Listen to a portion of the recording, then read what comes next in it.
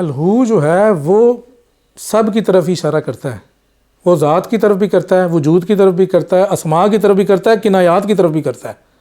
باقی جو چیزیں ہیں ان کا اپنا اپنا درجہ ہے، اسماء کا اپنا درجہ ہے، حقیقت محمدی کا اپنا درجہ ہے، ذات کا اپنا درجہ ہے، وجود کا اپنا درجہ ہے، مطلب مرتبہ ہے۔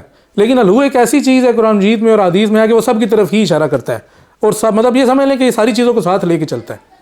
تو اس سینس میں آپ الہو تو ایک جامع یا عام لفظ ہے نا، تو پھر اس کے بعد تخصیص کی جائے گی کہ اس کا اشارہ کس طرف ہے، جس طرف وہ اشارہ کر رہا ہے اسی طرف، اسماء کی طرف اشارہ کر رہا ہے نہیں، لیکن یہ تو سمجھ کس کو آئے گا، اشارہ کر کے وہ اس طرف بھی اشارہ کر رہا ہے۔ نہیں لیکن سمجھنے والا یہی تو سارا مسئلہ ہے کہ سمجھ کس طرح آئے گا کہ اشارہ کس سمجھ کس طرح آئے گا کہ اشارہ کس طرف میں دی ہے نا کہ وہ قید لگاتا ہے، وہ ہر مرتبے کے اس جس کی آپ بات کر رہے ہیں وہ اس کی قید لگاتا ہے۔ خدا کی جب بات کرتے ہیں خدا کو بھی اس صورت میں قید لگائے گا، یہ تمہارا رب ہے، وہ اللہ جی وہی ہے صحیح، جو پوشیدہ ہوا ہے، ٹھیک ہے۔ اب کہتے ہیں نا مطلب ہوں خود سے وہ واضح نہیں ہوگا، خود نہیں ہو مطلب اپنی حقیقت واضح نہیں کرتا، واضح نہیں کرے گا، صرف مراتب یا قید ہی واضح اب کرتا وہ ہے۔ کیسے کرتا ہے؟ وہ اللہ جی مطلب آگے وہ اسماء آگے لگے گا، پھر وہ اللہ کا الذی لا الہ لا الا الہ ہو، الا مطلب ہوا آگے لا بھی شریک لا جو بھی لگائے گا، صحیح ہے، کوئی اسم ہی آئے مطلب گا۔ آگے اسم آئے گا، اچھا جی ملک صاحب تو وہ آگے اسی طرح جب ذات کی طرف مخصوص ہوتا ہے تو وہ اس کے ساتھ اس مرتبے پہ اس کو قید لگاتا ہے۔ جب وہ یعنی ساتہ کی طرف آتا ہے ان کو قید لگاتا ہے، جب وہ روا کی طرف یا کسی عالم کی طرف بھی۔ لیکن ہم نے جو سٹارٹ میں پڑھا نا اس میں کتاب الہو میں اس کو ہم نے کنایا، اس کو کہا کہ وہ کنایا ہی ہے، بس کنایا کا مطلب ہی ہوتا ہے اشارہ، بس اشارہ ہے، وہ اشارہ کرنا، کس کی طرف اشارہ کرنا۔ اب جی یہ اس بندے کے اوپر ہے کہ وہ کیا سمجھ رہا ہے کہ اس اشارہ کس طرف ہے، اشارہ کس طرف ہے۔ یا اب دیکھیں کہتے ہیں کہ جیسے وہ اللہ، جیسے کہتے ہیں کہ وہ اللہ، جی وہ اللہ، وہ تو اس نے اشارہ کر دیا، یہ نہیں پتا ہمیں۔ یہ جیسے ایسے ہی ہوتا ہے صیغہ ضمیر کی طرف، جب کہا گیا نا کو اللہ احد، کہہ دو کہ اللہ ایک ہے، ان لوگوں کے خود اللہ احد کہہ دو اللہ ایک ہے، کہ وہ جب لوگوں کے ذہن میں تھا، ان کے باطنی طور پر یہ چیز محفوظ تھی کہ خدا ہے، ان کو کہا گیا جس کو تم خدا سمجھتے ہو جو تمہارے باطنوں میں محفوظ ہے وہ اللہ ہے، وہ یہ نہیں ہے جن کو تم سمجھ رہے ہو خدا۔ وہاں پہ ہو کی جو وہ لگی ہے وہ ان کے اس صیغہ ضمیر پہ لگی ہے کہ جو تمہاری سوچوں میں خدا کا وجود ہے وہ یہ ہے، وہ رحمان ہے، وہ رحیم ہے، وہ یہ خدا ہے، وہ اللہ ہے۔ پھر آگے اس کا تعارف کروایا گیا اس کی پرسنالٹی کا کہ وہ کیسے ہے، اس میں بھی ہوئی نے اس کو سیو کیا ہے۔ آخر میں جا کے جب کوہن وہ پڑھتے ہیں آخری اس کی جو آیت ہے، وہ ہر مرتبے پہ ہر ایک شاہ کو، مطلب چاہے وہ خدا کی ذات ہے، چاہے مخلوقات ہیں، یا چاہے امر ہے یا اسماء ہیں، سب اسی کو وہ ہر مرتبے دیکھ پہ رہا ہے، اس سنبھال کو رہا ہے۔ سب کو قید وہ میں اس صورت میں قید میں لائے گا، کیونکہ یہ ایک دوسرے سے ملتے نہیں۔ جیسے وہ صورت میں دو دریا ہیں، وہ ان کے اندر ایک برزخ ہے، وہ ان کے بالکل درمیان برزخ ہے۔ برزخ ہے، یہ کیسا ہے کہ وہ اس مرتبے کو اس کی حیثیت ختم نہیں کرے گا۔ یہ سہیل خان صاحب کہہ رہے ہیں کہ جی موجودات فنا ہو جاتی ہیں، اس لائن کو دوبارہ سے پڑھ لیں ذرا کتاب الباء میں۔ ہاں جب اس کی ذات دیت اب جب ظاہر ہو جائے گی تو پھر تو کچھ نہیں نہ بچے گا۔ لیکن وہ سائے سے یہ شیخ نے مثال بھی بڑی اچھی دی مثال ہے نا، نا، جب دیکھیں روشنی چاروں طرف سے آ جب چاروں طرف سے روشنی آئے سایہ غائب ہو جاتا ہے، تو اسی طرح جب حقیقت آتی ہے کی ظہور ہوگا تو ذات کی پاکیزیاں وہ ہم پڑھ چکے ہیں پہلے، اس کے چہرے کی پاکیزیاں وہ کون برداشت، مخلوقات میں تو کوئی آئے نہیں کہ اس کو برداشت کر سکے۔ یہ سہیل خان صاحب یہ تو بڑی سادہ سی پھر بات ہے۔ قرآن کے اندر آتا ہے بے شک سورہ رحمان کے آخر میں کہ ہر چیز نے فنا ہو جانا ہے، کل شیء کل من علیہا فان ویبقی وجہ ربک ذو الجلال والاکرام۔ یہ آسان چیز ہے جی، یہ تو بالکل آپ اس کو سمجھ سکتے ہیں۔ اچھا یہ فیضی شیخ صاحب کہہ رہے ہیں، شیخ نے لکھا ہے کہ گرم خشک ہے تو اس سے مراد کیا ہے، اور گرم خشک چیز کسی کے آپ گرم خشک میں پھنسے ہوئے ہیں، ہم جو چیز پڑھ رہے ہیں آپ اس کے اوپر فوکس کریں اور اسی کا سوال کریں۔ یہ بھی آپ نے گرم خشک کا بیچ میں سے نکال دیا، ابھی ہم جو پڑھ رہے ہیں صرف اس کا سوال لے رہے ہیں، اس کے علاوہ نہیں۔ ہاں وہ اور چیز ہے جی۔ ہاں آگے پہ چلیں نا، اس کو پڑھیں پھر یہ مکمل کریں جو اگلا پیراگراف پیج رہا ہے۔ ٹھیک ہے جی، یہ پچھلا تو میرا خیال ہے سارا یہ واضح ہو گیا اس میں تو جو بات تھی وہ ہم نے اس کا لب لباب بتا ہی دیا ہے. تو ابرار صاحب نے وہ دوسری جو ہماری کتاب ہے مائک لے نہیں پڑھنے سے پہلے. ہاں ٹھیک ہے صحیح. 4 نمبر رسالہ جو ہم لاسٹ ابھی جو ہماری بک آئی ہے اس میں سے جو کتاب الباء میں سے کتاب الباء میں سے ابرار صاحب نے وہ پورا پڑھ کے بتایا کہ کیسے ہے وہ حقیقت محمدی کے بارے میں جو بات ساری ہوئی ہے. تو یہ بات ساری واضح ہے. تو اس سے آگے چلتے ہیں. اس مقام سے متحقق تو ہمارے آقا حضرت محمد صلی اللہ علیہ وآلہ وسلم ہیں کہ اس پر آپ کا تسلط ہے، اور اسی طرح اس راستے کے اکابرین بھی، جبکہ اکثر اہل طریقت سے یہ مقام اوجل ہے. وہ خیال کرتے ہیں. اچھا یہاں پر جو اشارہ کیا نا آپ، یہ حقیقت محمدی کی طرف اشارہ کیا، لیکن ذرا دوسرے ڈھکے چھپے الفاظ میں اس میں تو کھول کے بتا دیا تھا نا. کہا نا کہ اس پر آپ کا تسلط ہے، تو وہ بات وہاں سے واضح ہو گئی ہے کہ یہ مقام جو کہ تخلیق کا اور ایجاد کا مقام ہے نا، ہاں یہ وہاں سے اس کی طرف اشارہ ہے. جبکہ اکثر اہل طریقت سے یہ مقام اوجل ہے. وہ خیال کرتے ہیں کہ یہ مقام میں نفس کے مراتب میں سے ہے. صد افسوس، راز وجود تو مربوط ہے، سو نفس کیسے اس سے محجوب ہو سکتا ہے؟ محجوب تو صرف عادتیں کرتی ہیں. اور یہ پچھلی دفعہ ایک شخص نے سوال بھی یہ کیا تھا. اس نے یہ سوال کیا تھا کہ جی یہ شہوت کے حوالے سے، اور انہوں نے کہا جی دیکھیں نبی صلی اللہ علیہ وسلم کو تو شادیوں کی ضرورت ہی نہیں تھی، تو انہوں نے تو بس اسی طرح ہی کی ہیں، تو یہ تو شہوت تو شیخ نے اس جگہ پہ اس کا جواب بھی دیا ہے کہ صد افسوس کہ راز وجود تو مربوط ہے. آپ سمجھ نہیں سکے کہ بات کتنی بڑی لیول کی ہے یہ. آپ اس کو خالی اس چھوٹی چیز میں آگے شہوت کا بھی ذکر کریں گے وہ ساری چیزیں، لیکن اس کو پڑھتے ہیں آگے. اچھا جی، محجوب تو صرف عادتیں کرتی ہیں. اور اسی طرح ناقص کا صورت میں شریک ہونا، اس کا انکار تو وہی کرتا ہے جو صرف صورت اور حیوانی شہوت تک محدود رہا. وہ انکار کر رہا تھا نا. وہی وہاں تک محدود. ہر نفس کی جو عقل ہے نا، زیادہ تر 99% وہ نفس کے انڈر ہے، مغلوب ہے عقل. اور جو نفس اشارات دیتی ہے نا، جو اس کی خوراک خواہشات جو بھی معاملات ہے، وہ عقل کو وہی سوال بنا کے آگے پیش کر دیتی ہے. مطلب عقل اپنے معیار پہ نہیں سوچتی، عقل غالب نہیں ہے نا اس وجہ سے، عقل غالب نہیں ہے، عقل محکوم ہے. معیار پہ نہیں ہاں سوچتی. اب نفس کیونکہ عقل کے انڈر ہے، تو وہ جو عقل نفس کے اندر ہے، عقل جو نفس کے اندر ہے، تو جیسا نفس اس کو بتاتا ہے بتاتا ہے ویسے تو وہ اسی طرح کرتی ہے. وہ اسی پہ سوالیہ نشان تدبیرات الہیہ میں ابن عربی رحمۃ اللہ علیہ نے یہ بات واضح کی ہوئی ہے. صحیح بات ہے. چلیں جی آگے بڑھیں. اگر وہ ایجاد کی حکمت اور اس لذت کے جلد ختم ہو جانے کو دیکھتا، جیسے ذات کا مشاہدہ اور انوار میں اس کی منزلت، مثلاً برق، تو جانتا جس قدر وہ اس کی محبت میں مشغول ہوا، اور جو مشغول ہوا اور جو اس نے طلب کیا، اور یہ کہ صورتوں کا عالم خود میں کامل ہے، عالم اشیاء میں اپنی غرض سے غور و فکر نہیں کرتا، اور نہ ہی انہیں ایسے دیکھتا ہے جیسی یہ وجود میں عرفاً ثابت ہیں، بلکہ وہ اشیاء میں ان کے حقائق دیکھتا ہے. اور ایسے دیکھنا بہت ہی کم یاب ہے، بہت ہی کم یاب مطلب کم ہے.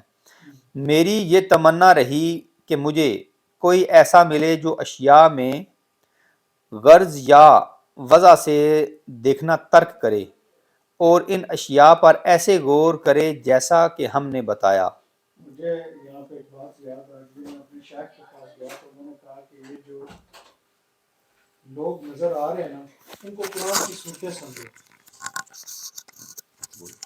قرآن کی صورتیں سمجھو، تو پھر تمہیں ان کے پیچھے کچھ یہ جو فعل کار ہیں یہ وہ نہیں نظر آئیں گے، ان کے پیچھے عقائد کچھ اور ظاہر ہوں گے. تو یہ اسی طرف شیخ کا بھی اشارہ ہے کہ آپ پیچھے عقائد نہیں دیکھتے، جو سامنے فعل صادر ہو رہا ہے اسی پہ ہی جمع تفریق کر کے اپنی عقل سے جو ہے نا فتویٰ لگا دیتے ہو. اب وہ پیچھے اس کے کیا عقائد تھے، کیا معنی تھے، اس طرف تمہارا دھیان نہیں گیا. اللہ تعالیٰ کہتا ہے کہ وہ تمہارے اعمال کا خالق میں ہوں. ہاں وہ تو دو جگہ کہنا، تمہارا بھی تمہارے مال کا خالق میں ہوں.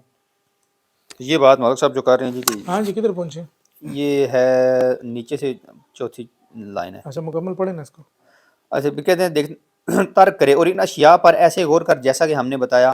ہمیں تو اب تک ایسا کوئی نہیں ملا. میں اب بھی بے چین رہتا ہوں کہ مجھے کوئی ایسی جا نظر نہیں آتی جہاں میں وہ بار رکھ سکوں جو مجھ پر وارد ہوتا ہے، نہ صاحب فہم ہے، نہ صاحب فہم نہ صاحب فہم ہے اور نہ کامل فرما برداری، یہ دل سے نکلی ایک آہ ہے۔ یہ تو شیخ نے یہ کہا نا، مجھے تو کوئی بندہ ہی نہیں ملا کہ جس کو میں کچھ پیاس ہی نہیں ہے، ہاں تو کیا ایسے جو ہے وقتی ہے غبار غبار سا ہے۔ غبار سا آتا ہے، اب تو کہتا ہے کہ میں عشق محمد میں گم ہو گیا ہاں ہوں، لیکن وہ نہیں ہے، اصل نہیں ہے۔ وقتی غبار ہوگا، کسی محفل میں چلا گیا، کہیں سما سن لی، تھوڑا سا تیرے اندر جذباتی وہ بلبلا آیا، جذباتی پہلو آ گیا۔ جذباتی ایک وہی بات ہے کہ ابال سا آیا، اس ابال کو وقتی طور پہ تو نے ظاہر کر دیا، اس کے بعد ختم۔ اس میں پھر خیر وہ اور بھی معاملات ہوتے ہیں، وہ جیسے شیخ نے ایک اور کتاب میں لکھا تھا، وہ پھر ایک تسبیح کا ارادہ کرے گا یا کسی کوئی نیک ہاں نیک ارادہ کرے گا، پھر وہ شیطان اس ارادے کو بدلنے کے لیے اس کے اوپر وارد ہوتا ہے کہ آپ تو اس کو بھی چینج ہاں ہاں کر، ہاں اس سے بھی جاتا ہے، صحیح بات ہے۔ یہ بڑے مسائل ہیں جی ادھر بڑے تو۔ مسائل ہو جاتے ہیں۔ اچھا یہ جو پیراگراف پڑھا ہے اس کو ڈسکس کر لیے پورے ابھی؟ نہیں کدھر کیا، ابھی صرف پیراگراف ہی پڑھا ہے۔ اچھا چلیں ڈسکس کریں نا، اس میں کیا چیز ہے؟ ڈسکس میں اس میں بات یہی بتا رہے ہیں نا جی کہ جیسے ہے کہ نہیں، اس میں جو ہے نا وہ یہ بتا رہے ہیں، شیخ یہ بتا رہے ہیں کہ جس طرح سے چیزیں ایجاد ہوتی ہیں تو آپ ایجاد کو کوئی چھوٹی چیز نہ سمجھیں اور آپ کہیں کہ جی یہ نفس کی شہوت ہے تو یہ تو فارغ چیز ہے، اس طرح نہ سمجھیں۔ کہتے ہیں یہ تو بہت اونچا مقام ہے، آپ خالی ایک چھوٹی چیز کو غور سے پکڑ کے بیٹھ گئے۔ فرماتا ہے کہ جو میرے غور و فکر والے ہیں وہ اس پوری کائنات پہ بڑے غور سے دیکھتے ہیں، اور پھر اس کے بعد بول اٹھتے ہیں کہ یہ مالک تو نے باطل تخلیق نہیں کی، یہ باطل تخلیق ما نہیں خلقت کیا، باطلا، یہ جو مجھے حق پہ تکلیف ہوا ہے۔ تو یہاں یہ بہت بڑی بات ہے، اتنی بڑی بات ہے کہ یہ لوگ سمجھ رہے ہیں کہ بچہ پیدا ہو گیا، یہ پیدا ہو رہی ہے، ایسے ہی یہ شغل ہی ہے۔ شغل ہے ہاں کھیل کے لیے، تو وہ تو اللہ نے کہہ دیا جنہوں نے اپنے دین کو کھیل تماشا بنا لیا ہے ان کی ماہیت تو وہ فرق ہو گئی ہے، ان کے اسی معاملات میں اللہ تعالیٰ نے ان کی سوچ میں گم کر دیا ہے۔ اب یہ دیکھیں، یہ کہ صد افسوس راز وجود تو مربوط ہے، سو نفس کیسے اس سے محجوب رہ سکتا ہے، محجوب ہو پہلے سکتا ہم پچھلی دفعہ بھی پڑھ چکے ہیں نا، شیخ نے جب کہا تھا کہ نفس کا بھی حق کے ذریعے ایک رخ ہے، ہے، دکھ ہے۔ یہ پڑھ چکے ہیں ہم؟ بڑا تھا ہم نے یہ اسی کدھر پڑھا کتاب تھا؟ میں پڑھا تھا، مجھے یاد آ رہا ہے، لاسٹ تصاد میں آئے گا نا نفس، جب آپ اس طرف یہ ہم نے ہجوم میں ہی پڑھا ہے میرا خیال ہے، عقل کے بارے میں کہہ رہے تھے کہ عقل ہاں دیکھو اس کو، یہ جب ہجوم میں پڑھا ہے نا، ہجوم میں پڑھا ہے نا، ہاں اینڈ میں ہے، وہ کہتے ہیں کہ جی دیکھیں عقل جو ہے، روح جو ہے، جی وہی وہ نفس کو اگر مغلوب کرنا چھوڑ دے اور اس کو اس کے رخ سے جانے دے تو وہ بھی حق تک پہنچے گا۔ پہنچ جائے گا۔ مسئلہ یہ اس کو کہتی ہے نہیں، وہ کہتا ہے نہیں، تو پھر مسئلہ پڑ جاتا ہے۔ جی یہ ہم نے پڑھا تھا، تو یہاں پر بھی وہی بات ہی ہو رہی ہے۔ ہاں چلیں جی آگے۔ اصل میں یہ جو ابھی ہم لوگوں نے یہ پڑھا ہے نا، یہ اچھا میں پڑھتا ہوں پھر اس سے آگے پھر کرتے ہیں۔ اگر وہ ایجاد کی حکمت اور اس لذت کے جلد ختم ہو جانے کو دیکھتا، جیسے ذات کا مشاہدہ اور انوار میں اس کی منزلت مثلاً برق، تو جانتا جس قدر وہ اس کی محبت میں مشغول ہوا اور جو اس نے طلب کیا، اور یہ کہ صورتوں کا عالم خود میں کامل ہے، عالم اشیاء میں اپنی غرض سے غور و فکر نہیں کرتا اور نہ ہی انہیں ایسے دیکھتا ہے جیسے وہ وجود میں عرفاً ثابت ہیں، بلکہ وہ اشیاء میں ان کے حقائق دیکھتا ہے، اور ایسے دیکھنا بہت ہی کمیاب ہے۔ مطلب یہی شیخ نے بتایا نا اس میں، وہی مین اصل میں بات مین یہ بتایا ہے کہ خالی اس کی ظاہر صورت نہ دیکھو کہ یہ ظاہر صورت ہے، اس کے پیچھے اس کی حقیقت کو دیکھو، اس کی حقیقت میں تمہیں رفعت اور شرف وہ ساری چیزیں نظر آئیں گی۔ ہاں خالی ظاہر دیکھو گے اور عرف میں دیکھو کہ اچھا یار یہ اس عمل سے یہ ہوتا ہے اور یہ اس طرح یہ عمل اچھا ہے، اس طرح برا ہے، وہ تو پھر اس کو ایک عام سے جانو۔ برے عمل کو دیکھو گے تب بھی، اور اچھے کو نہیں یہاں پر کسی طرح کا عمل تو نہیں ہے نا، یہاں پر تخلیق کی بات ہو رہی ہے۔ وہ تو تخلیق ہے، چلو ہے، تو میں ویسے میں جنرل بات کر رہا ہوں نا۔ اگر نہیں بیسیکلی تو یہاں پر یہ شے ہے کہ اس کی بات کر رہے ہیں نا، اس عمل کی کہ جس سے تخلیق ہوتی ہے، کہ اس کو اگر آپ بالکل ہلکا جانیں تو یہ تو آپ کی کمزوری ہے یہ تو آپ کی کمزوری کہ آپ اپنی اس کو عرف سے دیکھ رہے ہیں، ورنہ وہ حقیقت میں وہ کس قدر اعلیٰ درجے کا چیز ہے۔ جی فرمایا پھر یہ بھی جانو ہاں جی، کہ یہ مطلق حقیقی ذات مطلق لفظ ہے۔ مطلق حقیقی ذات الہو سے مخصوص ہے، اور الہو ایک شریف بلند مرتبت حرف ہے۔ اچھا یہاں پہ ایک اور بات بتاؤں، یہ اشارہ دے رہا ہوں، وہ آتا ہے تو اور اس کی ابدیت ہے، اس کے معاملات ہیں، اشارے، جب ال لگ جاتا ہے الف لام صحیح، تو اس سے مخصوص ہو جاتا ہے۔ مخصوص ہو جاتا ہے، اور یہ اور علامت ہاں یہ فرق ہے دونوں میں، یہ بہت فرق ہے۔ ایک بغیر الف لام کے آتا ہے، ایک الف لام کے ساتھ آتا ہے، وہ خاص ہے۔ مخصوص ہو جائے۔ نہیں لیکن قرآن مجید میں تو زیادہ تر، قرآن مجید میں زیادہ تر جو الف لام کے بغیر ہی ہے، بلکہ سارے ہی بغیر ہیں۔ نہیں اس کوئی هو اللہ الخالق الباری صحیح ہے، لیکن یہ الف لام میم لگنا یہ خاص راز ہے. نہیں دیکھیں ال تو کوئی بھی چیز ہے نا وہ اب جیسے وہ بھی خاص ہی کرتا ہے نا. خاص کرتا ہے مختلف دکانوں پہ دیکھیں اللطیف تو وہ سویٹس اور مختلف قسم کے لوگوں نے وہ ال کسی چیز کو مخصوص کرنے کے لیے. وہ یہ بڑا جلیل قدر راز ہے دکانوں پہ نہ لگائیں. نہیں وہ تو ہر جگہ پہ دیکھیں وہ تو ہر ال کی میں بات کر رہا کہہ رہے ہیں ال جو نہیں ہے جس طرح انگلش میں دی ہوتا ہے نا, میں دی کہہ کے رہا بعد ہوں مخصوص ہو جاتا اس کو خاص کرنے کے لیے میں کہہ ہے, رہا خاص کرنے کے لیے. ایک اپنی وہ پروڈکشن. ہاں بس وہ مین تو وہی بات ہے نا, یہاں پہ بھی تو وہی بات ہے. ہو ایک الگ چیز ہے اور ال لگا دے گا تو وہ خاص مخصوص اشارہ ہو جائے گا کسی کی طرف. یہ ایک ہی خاص اشارہ ہے اور ایک خاص رخ کی طرف اشارہ ہے, یہ اور کہیں بھی نہیں جاتا جب ال لگتا ہے تو ذات کی طرف ہی نا, ذات کی طرف. وہ بتا دیا نا یہ مطلق حقیقی ذات الہو سے مخصوص ہے. بس آگے جی مخصوص ہے. اور الہو ایک شریف بلند مرتبت حرف ہے اور اس کی حرکت بھی شرف والی اور بلند مرتبت ہے. احدیت اسے لے کر تمام حروف کے مراتب میں چلی حتیٰ کہ واو تک جا پہنچی جو کہ آخر ہے. آخری حرف ہے یعنی جو کہ آخر ہے, ہاں جو آخری حرف ہے. حروف میں الہا اول ہے, پس اسے اول اور آخر دونوں عطا ہوئے. ہاں پہلا حرف ہا ہے نا, ہا ہے جو نکلتا ہے یہ سینے سے. سینے سے. واو جو نہیں ہے وہ آخری حرف ہے جو ہونٹوں سے نکلتا ہے. ہاں ہاں ہا کہتے ہیں تو ہا میں راز ہے کیونکہ واو پہلے بھی آتی ہے آخر میں وہی اس کا ساؤنڈ آتا ہے. واو کے ٹائم کا آپ کو پتہ ہے میرا الہو سے بڑا لگاؤ اور دلچسپی ہے, تو اس میں ہم زیادہ بریکی تو نہیں جائیں گے, لیکن واو جو ہے نا وہ آخر میں آتی ہے. آ کی وہ ہوا سے ہوتی ہے, ساؤنڈ ہوتا ہے جو باہر سے نکل کے جاتا ہے. ہا کہتے ہیں جس کو, وہ ایک حواس ہی نہ وہ یہ شیخ بتائیں گے نا. وہ اول اور آخری چیز سے کہہ رہے ہیں نا کہ وہ بالکل اینڈ والا بھی ہے اور واو جو ہو میں دونوں حروف ہے نا, ہا بھی ہے واو بھی ہے, اس وجہ سے کہہ رہے ہیں اول اور آخر. اول اور آخر بھی ہے. پس اسے کس جگہ پہ تھا, بس اسے اول اور آخر دونوں عطا ہوئے. ہاں اسے اول اور آخر دونوں عطا ہوئے اور اس میں تمام حروف کے مراتب رکھے گئے. پس اس چال میں الہا نے ہر حرف کی قوت اخذ کی اور وہ قوت واو. الہا سے مراد حرف ہا ہے, وہ والا الہا نہ سمجھو پہلے ہم پڑھ چکے, یہاں پہ وہ حرف ہا ہے, یہ حرف ہا ہے. اور وہ قوت واو کو توفتن عطا کی اور اسی قوت سے تو واو الہو سے خارج ہوئی, اور خارج ہونا یعنی کھلنا عین سخاوت اور باب رحمت ہے. اسی لیے تو آیا اللہ تعالیٰ لوگوں پر جو رحمت کھولتا ہے پس رحمت کو کھولنے سے جوڑا. اچھا پہلے اس پیراگراف کو ڈسکس کر لینا, اس میں کیا بات ہوئی ہے. اس میں صرف شیخ نے یہ بتایا کہ ہو جو لفظ ہے, ایک تو الہو جو ہے وہ مطلق حقیقی ذات کی طرف ہے, مخصوص ہے, اور پھر جو ہو لفظ ہے اس کے دو حرف ہیں, ایک ہا ہے اور ایک واو ہے. ہا جو ہے وہ سینے کا پہلا حرف ہے جہاں سے سانس نکلنا شروع ہوتا ہے, اور پھر وہ تمام حروف کے مخارج میں چلتا ہے, اور واو آخری حرف ہے تو تمام حروف کی قوت لے کے واو تک پہنچتا ہے تو ہو بن کے وہ پھر وہ نکلتا ہے. تو پھر یہ کہا ہے کہ اول بھی یہی ہے اور آخر بھی یہی ہے, اور یہ تمام مخارج میں چلتا ہے, اور پھر واو جو ہے وہ خارج ہوتی ہے تو ہوا نکلتی ہے باہر. جب ہوا باہر نکلتی ہے تو یہ کھل جاتا ہے, ماحول کھلتا ہے تو پھر وہ عین سخاوت ہے, سخاوت ہے تو رحمت ہے. تو یہ اس پیراگراف میں شیخ نے صرف یہی کہا ہے. چلیں آگے چلیں. ہو سکتا ہے کہے, تو یہ کہے, ہو سکتا ہے تو یہ کہے اللہ کے اس قول کے بارے میں تیرا کیا کہنا ہے, حتیٰ کہ جب ہم نے ان پر شدید عذاب کا در کھولا تو وہ فوراً سے نا امید ہو گئے. ہم کہتے ہیں یہ معاملہ ویسا نہیں جیسا تو نے خیال کیا, کیونکہ اس نے ابلاس یعنی دوری کو کھولنے سے جوڑا. پس کھلنے کی رحمت نے انہیں اسی قدر دوری بخشی, پس وہ ایسے عذاب میں ہیں جو ایک دوسرے عذاب کے مقابلے میں رحمت ہے, اور یہی کھلنے کی عنایت ہے. عذاب شدید تو اس متعال عذاب شدید کہہ لو, عذاب شدید تو اس متعال کا یہ قول ہے.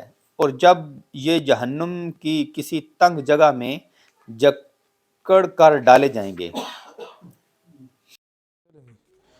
تو اس میں تو خیر شیخ نے وہ جو پچھلے اوپر پیراگراف میں بات کی تھی ایک آیت کے والے سے کہ جی یہ رحمت کھولنا ہوتی ہے, تو پھر ایک دوسری آیت بھی آئے کہ اس میں اگر کہے کہ جی ہم پہ عذاب کا در کھولا, تو وہ کہہ رہی ہیں کہ یہ عذاب جو ہے وہ دراصل ایک بڑے عذاب کے مقابلے میں کم ہے, تو یہ بھی ایک لحاظ سے رحمت ہے, تو آپ اس کو رحمت کی کہہ سکتے ہیں.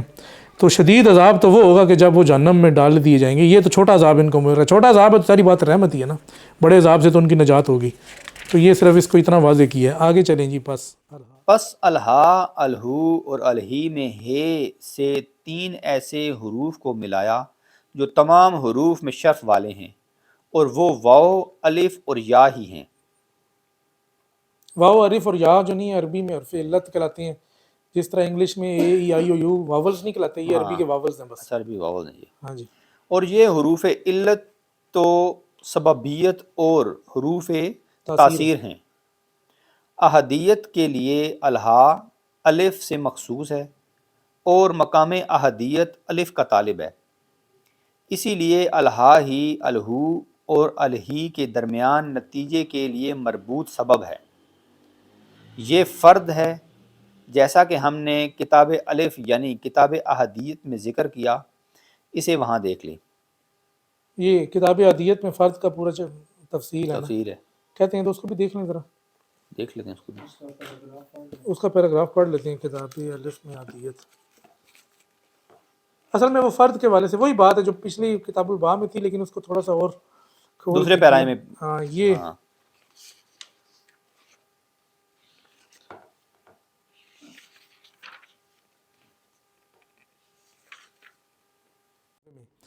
اے صاحب عقل، اپنی عقل استعمال کر، کیا کبھی صرف واحد سے نتیجہ درست ہو سکتا ہے؟ ایسا کبھی درست نہیں، بلکہ نتیجہ تب نکلتا ہے جب وحدانیت کا معنی 2 مراتب میں ظاہر ہو۔ 2 واحدوں کے جوڑ سے نتیجہ نکلتا ہے اور وجود ظاہر ہوتا ہے، لیکن اکثر لوگ جنہیں یہ معرفت نہیں، یہ خیال کرتے ہیں کہ نتیجہ 2 سے ہے، اور یہ خیال غلط ہے، بلکہ نتیجہ 3 سے ہے، جن میں 2 اور 1 فرد شامل ہے، کیونکہ واحد جب تک 2 کے ساتھ نہ ہو، ان 2 میں اصلاً نتیجے کی طاقت نہیں ہوتی۔ اب مذکر اور مونث پر غور کر کہ نتیجہ اس وقت نکلا جب ان دونوں نے ایک مخصوص طرز پر مخصوص حرکت کی۔ 2 وہ ہو گئے اور تیسری ان کی حرکت ہے۔ اگر ایسا نہ ہوتا تو نتیجہ بھی ظاہر نہ ہوتا۔ فرض کرو یہ دونوں مذکر اور مونث موجود ہیں، لیکن ایک خاص طرز پر مخصوص حرکت نہیں، تو پھر نتیجہ بھی نہیں۔ اس سے ثابت ہوا کہ حرکت ایک تیسری چیز ہے، اور یہی واحد الفرد ہے۔ وہ جو فرد کی بات کی تھی نا، وہ یہ قرآن کے اندر ایک آیت آتی ہے کہ ہم نے آدم کو تخلیق کیا، پھر جوڑا بنایا، پھر ان سے پوری کائنات کو مخلوقات کو۔ یہاں ہمارا جو نظر جاتی ہے اس جوڑے پہ جاتی ہے۔ اب وہ جو ذات مخاطب ہو رہی ہے کہ میری حرکت سے معاملات، اس کی طرف توجہ نہیں جاتی، وہ تیسری چیز ہے۔ 3 سے ہی ہوتا ہے نا، ابھی آگے بات چلے گی۔ وہ اچھا، پوشیدہ ہے، تیسری چیز چھپی ہوئی ہے نا، 2 تو ظاہر ہے نا۔ ہم نے آدم کو بھی نہیں، اصل میں تیسری چیز پوشیدہ ہی حرکت ہوتی ہے نا، ظاہر ہو جائے تو پھر تو مسئلہ ہو جائے گا۔ ہمارے ذہن میں وہ جوڑا آ جاتا ہے، ہاں، تیسری چیز وہ ذات خود ہے جو حرکت دے رہی ہے۔ اس سے ثابت ہوا کہ حرکت ایک تیسری چیز ہے، اور یہی واحد الفرد ہے، تاکہ نتیجہ بھی توحید سے نکلے، یعنی کہ 3 ہو جائیں گی پھر توحید ہو جائے گی۔ اگر زمین و آسمان میں اللہ کے سوا ہوتے، الہ ہوتے، اور تمہارا خدا ایک خدا ہے۔ اس طرح علمی مقدمات میں بھی جب معلومات کا تصور دلائل سے کیا جائے تو ہر دلیل کے 2 مقدمے ہوتے ہیں، اور ہر مقدمے میں 2 مفرد ہوتے ہیں۔ ایک مفرد دوسرے کی خبر بنتا ہے، لیکن اس سے نتیجہ نہیں نکلتا۔ اس کی مثال ہمارا یہ کہنا ہے سلطان ظالم ہے اور خالد انسان ہے، یہ 2 مختلف چیزیں ہیں، اسے کوئی نتیجہ نہیں نکلے گا۔ کیا پتہ چلے گا سلطان علیحدہ ہے تو انسان علیحدہ ہے؟ کہتے ہیں یہ 4 مفرد ہیں، لیکن ان میں واحد الفرد نہیں، لہٰذا جب ان جملوں کا کوئی نتیجہ بھی نہیں، اگر یہ 4 مفرد وحدانیت کی خاطر 3 نہ ہو تو نتیجہ نہیں نکلتا، یعنی ان 4 میں سے کوئی ایک دونوں میں مقرر آئے تو پھر یہ 3 ہو جائیں گے اور نتیجہ بھی نکلے گا، اور نتیجے کے لیے ایک خاص رخ بھی ضروری ہے، تو وہ آگے بتاتے ہیں جی وہ کس طرح سے ہے۔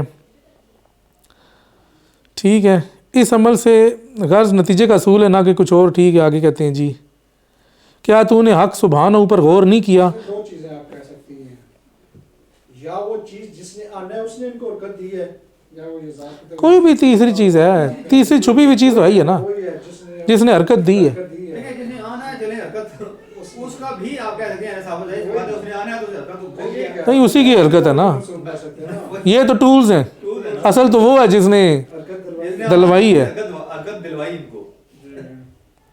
اس حوالے سے حدیث ایک بڑی مشہور ہے، مشہور کا مطلب ہے کہ پتہ نہیں لوگوں نے سنی ہے کہ نہیں سنی، لیکن میں نے شیخ اکبر کے حوالے سے سنی ہے۔ وہ میں نے سنی، انہوں نے کہا کہ جی اگر وہ دونوں طرف خیر و شر دونوں کی، ہاں نکاح والی بات جب ہوتی ہے، نکاح سے جو بچہ آتا ہے نا، وہ بچہ ان دونوں سے بہتر ہے، بہتر ہے، اور جو زنا سے آتا ہے وہ بچہ ان دونوں سے بدتر ہے۔ بہتر ہے، بندہ حیران رہ جاتا ہے کہ یہ کس طرح ہو سکتا ہے یار، بچے کا کیا قصور ہے، وہ تو ابھی پیدا بھی نہیں ہوا۔ وہی تیسری وہ بڑی تو وہ تیسری کی طرف اشارہ کر رہا ہے کہ وہ چونکہ اس نے آنا ہی اس عمل سے تھا، غیر شرعی عمل سے، اس وجہ سے اس نے حرکت بھی وہ غیر شرعی دی، ناپسندیدہ حرکت دی، اور اس کے نتیجے میں وہ پھر آیا۔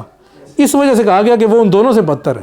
یہ شیخ نے اس حدیث کو نقل بھی کی ایک جگہ پہ. بہت اعلیٰ درجے کا یہ بہت سارے. اچھا جی, یہاں پر کہہ رہی ہیں کیا یہاں حرکت کا, سہیب خان صاحب کہہ رہے ہیں یہاں حرکت کا مطلب تقاضے ہیں. حرکت کو آپ کچھ بھی کہہ سکتے ہیں, عین کے تقاضے کہہ لیں, کوئی بھی کہہ, تقاضا بھی ویسے کہا جا سکتا ہے, ٹھیک ہے, عین کا تقاضا بھی کہہ سکتے ہیں آپ کہہ سکتے ہیں. اچھا جی, آگے ذرا پھر اس کو مکمل کر لیتے ہیں نا, یہ حرکت والا باب ذرا واضح ہو جائے. کیا تو نے حق سبحانہ پر غور نہیں کیا, کیا اس نے عالم کو صرف ذات ہونے کی حیثیت سے ایجاد کیا ہے یا صرف واحد ہونے سے بنایا ہے, بلکہ اس نے اسے صاحب قدرت ذات ہونے کی حیثیت سے ایجاد کیا. یہ دو چیزیں ہیں, ایک ذات اور دوسرا ذات کا قادر ہونا. ذات کا قادر ہونا ایک ایسا معقول ہے جس سے وہ سمجھ میں آتا ہے جو صرف ذات سے سمجھ نہیں آتا. اسی طرح ذات کی حیثیت میں اس کی تخصیص یا مرید اور عالم کی حیثیت میں تخصیص یا مرید اور عالم کی حیثیت میں ویسی ہی ہے جیسا کہ ہمارے قول میں صاحب قدرت ہونے کی حیثیت میں ہے. بس ہمارے پاس ایک ذات ہے جو قادر بھی ہے, لیکن وہ ایجاد پر مائل نہیں, ارادہ ہی نہ کرے تو کیا کچھ ظاہر ہوگا. لہٰذا ذات کا مائل با ایجاد ہونا, اس کا قادر ہونا نہیں. مطلب تین چیزیں آ گئی, ذات آ گئی, قدرت, ارادہ آ گیا. یہ ایک تیسرا حکم ہے اور یہی حکم واحد الفرد ہے. ٹھیک ہے جناب, کہتے ہیں ہم نے اسے ازل میں بھی صاحب قدرت ذات ثابت کیا ہے, لیکن وہاں مخلوق کا وجود نہیں, کیونکہ ہم نے وہاں اس کے لیے ذات کے لیے تیسرا حکم یعنی مائل با ایجاد ہونا ثابت نہ کیا. ٹھیک ہے, لہٰذا وجود بھی ظاہر نہ ہوا. ٹھیک ہے جناب. اس کے بعد پھر آگے کہہ رہے ہیں اب شرعی مثال سے, کہتے ہیں اب تو باقی چیزیں نہیں سمجھ سکتا, شرعی مثال سے تجھے سمجھاتا ہوں کیونکہ تو دین کی معرفت رکھتا ہے تو یہ تیرے لیے آسان ہے. کہتا ہے جی دو مفرد ہیں, ایک نشہ آور. اگر تو یہ ثابت کرنا چاہتا ہے کہ نبیذ یعنی شراب حرام ہے تو کہے گا ہر نشہ آور شے حرام ہوتی ہے. یہ دو چیزیں ہوگی, ایک نشہ آور ہوگی, ایک حرام ہوگی. ایک مخصوص ہو گیا اور ایک پورا جامعہ میں آ گیا. ہاں, پھر کہے گا اور نبیذ یعنی کہ شراب نشہ آور ہے, لہٰذا اس سے نتیجہ نکلا کہ نبیذ بغیر کسی خلاف کے حرام ہے, یعنی اختلاف کے حرام ہے. میرا مطلب ہے اس نتیجے میں کوئی اختلاف نہیں, یعنی کہ اگر وہی نا دو چیزوں کو اس کو قیاس کیا اور تیسری چیز پہ لگایا تو پتہ چل گیا. تو بس یہ واحد الفرد ہے اور یہ جو نہیں ہے خاص ایک چیز ہے, اور اس کے حوالے سے شیخ نے اس کتاب میں تو کافی لمبی بات کی ہے. لیکن یہ ہے کہ جو ہم دوسری کتاب پڑھ رہے ہیں اپنی کتاب الہو, اس میں اس کا ذکر کیا ہے بس. تو باقی تفصیل آپ اس کتاب میں دیکھیں اور اس کا جو ہے چھوٹا موٹا تذکرہ اس کتاب میں ہے. اچھا ہمارا صاحب یہ آگے پڑھ دیں, میرے خیال میں آگے کافی بس یہ